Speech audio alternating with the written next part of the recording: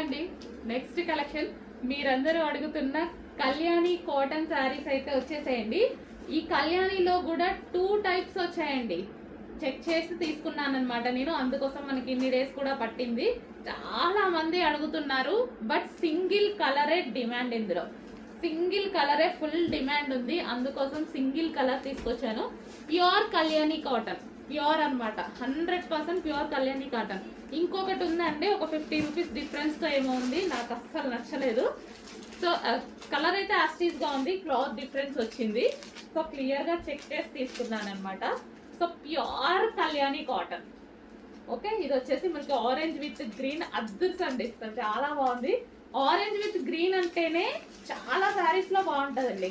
శారీస్ కానీ లెహెంగా స్టిచ్ చేయించుకున్న కానీ ఆరెంజ్ గ్రీన్ అసలు ఎవర్ గ్రీన్ కాంబినేషన్ అనమాట.